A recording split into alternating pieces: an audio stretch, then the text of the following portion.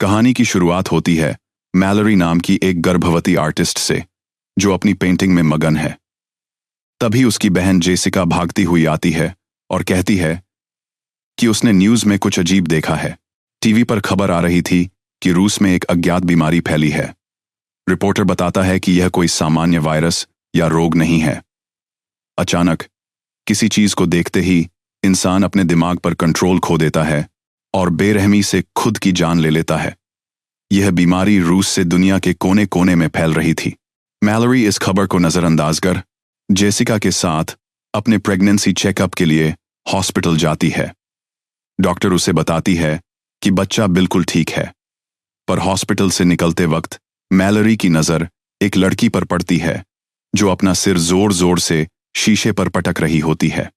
Malory घबराकर Jessica से कहती है, जल्दी चलो, मुझे लगता है वो वायरस यहां भी पहुंच चुका है। जेसिका से कहती है, बाहर की सड़कों पर भगदड़ मच चुकी थी।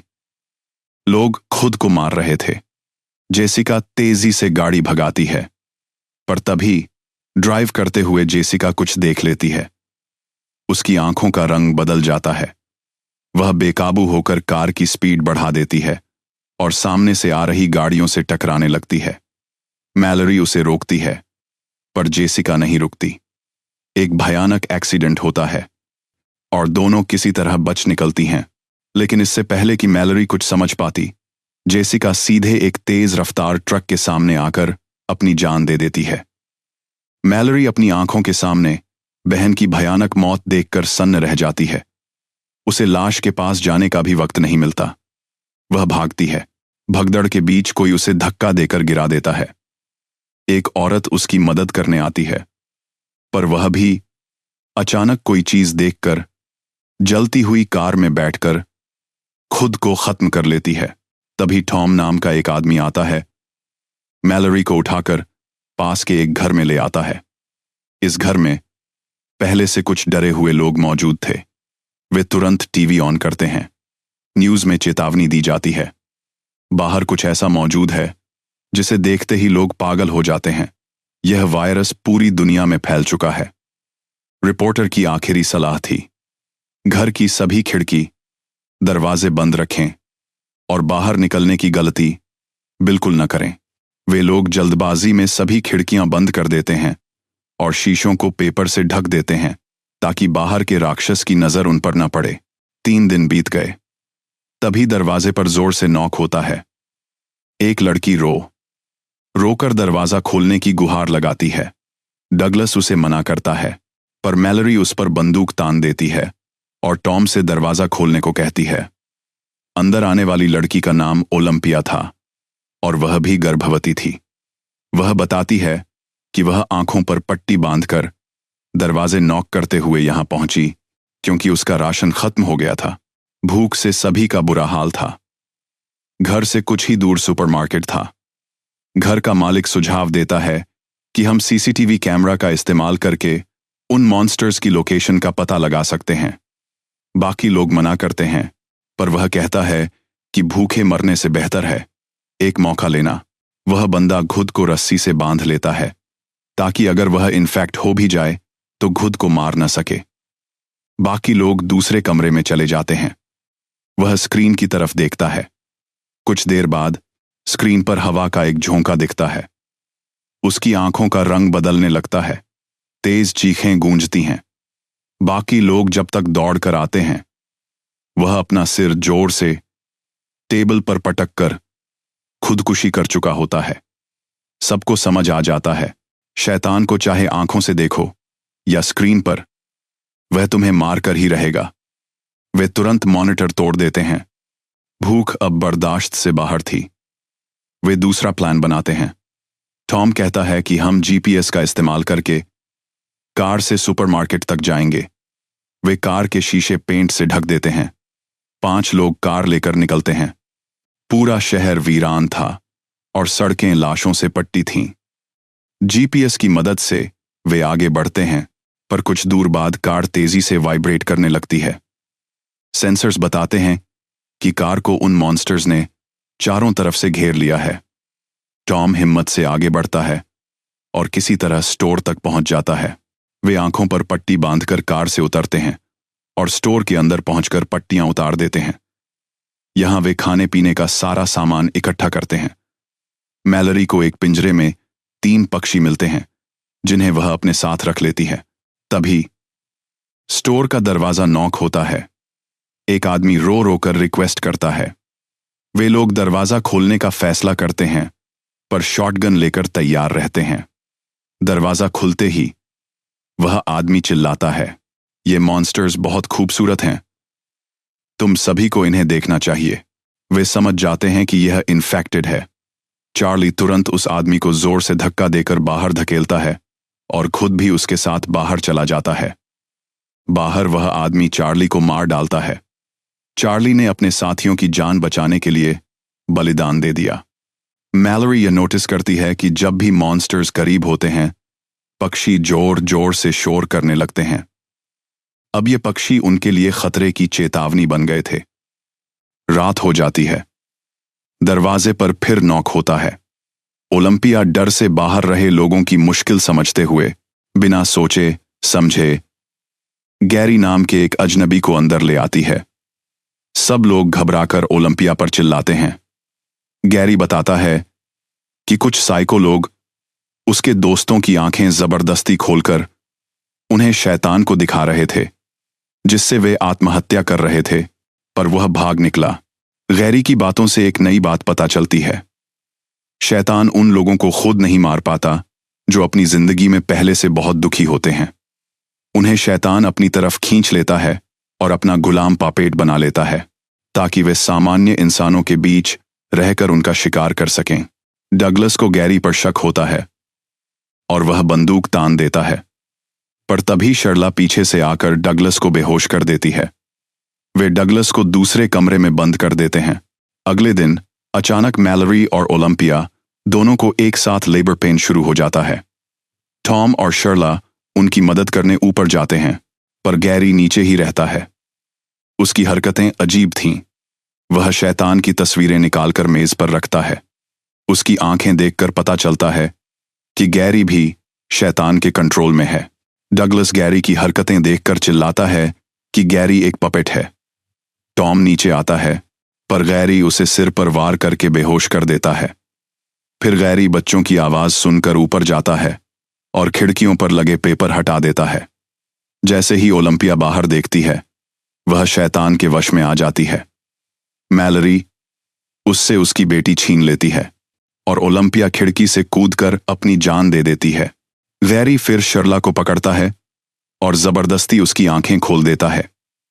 शर्ला भी इन्फेक्ट होकर खुद को खत्म कर लेती है। अब गैरी मैलरी की तरफ बढ़ता है, पर वह दोनों बच्चों को चादर से छिपा लेती है। तभी डगलस बंदूक लेकर पहुंचता है और आंखें बंद करके गैरी को शूट करने की कोशिश करता है। गैरी डगलस को दबोचता है और वे दोनों नीचे गिर जाते हैं। गैरी डगलस को सीजर से मारते हुए कहता है, तुम उस शैतान की खूबसूरती नहीं देख पाओगे। इसी बीच टॉम को होश आता है।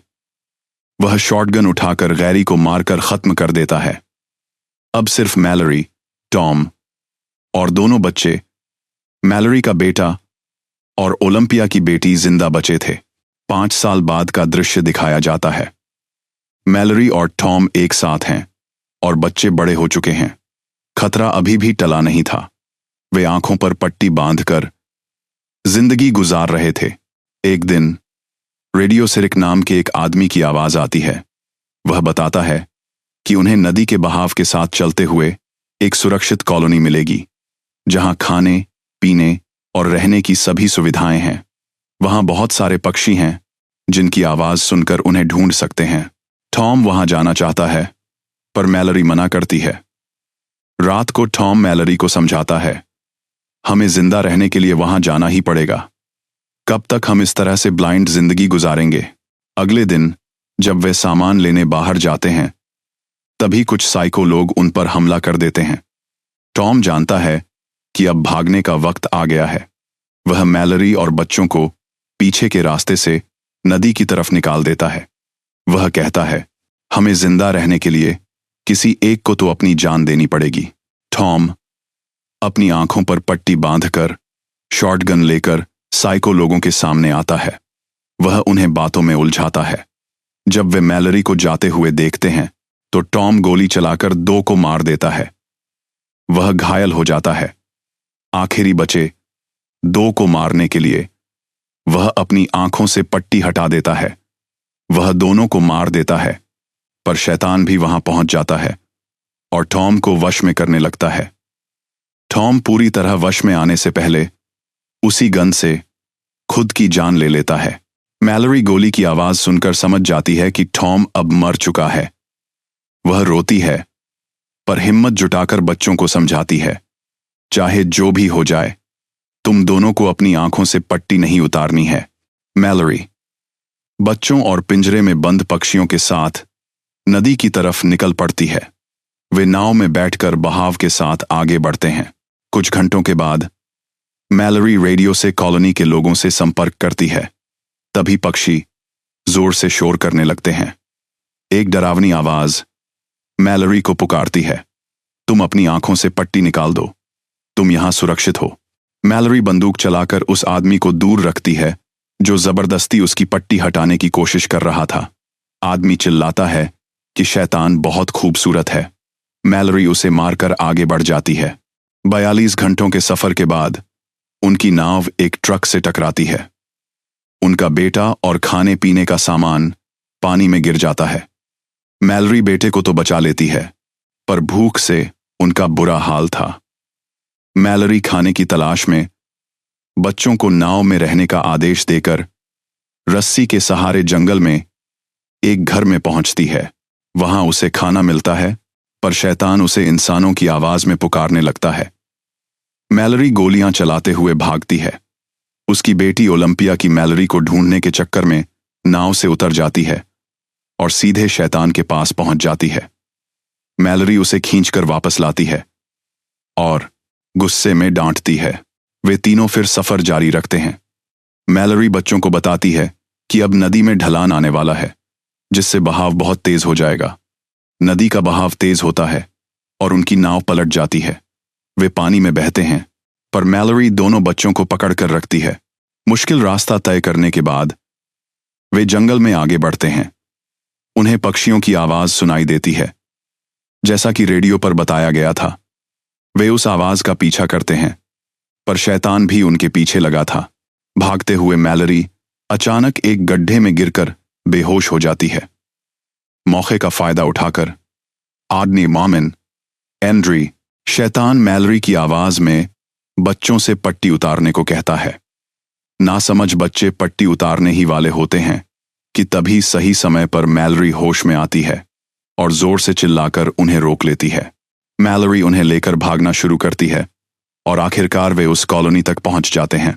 कॉलोनी के लोग उन्हें अंदर लेते हैं और सबसे पहले उनकी आंखें चेक की जाती हैं। मैलरी अपनी पट्टी हटाती है और देखती है कि वह एक ब्लाइंड स्कूल है जहां ज्यादातर लोग देख नहीं सकते, इसलिए शैतान उनका कुछ नहीं बिगाड़ सकता। मैलरी वहां रिक से मिलती है, जिसने रेडियो पर उन्हें रास्ता बताया था। यहां बहुत सारे बर्ड्स भी पाले जाते हैं ताकि खतरे की वार्निंग उन्हें मिलती रहे। मैलरी भी पिंजरे में बंद उन परिंदों को आजाद कर देती है। इसी के साथ यह कहानी खत्म हो जाती है। अगर आपको वीडियो अच्छी लगी हो तो हमारे चैनल को सब्सक्राइब और वीडियो को लाइक जरूर कीजिएगा। और अगर आपको इस मूवी का सेकंड पार्ट देखना है तो कमेंट में पार्ट 2 लिखें।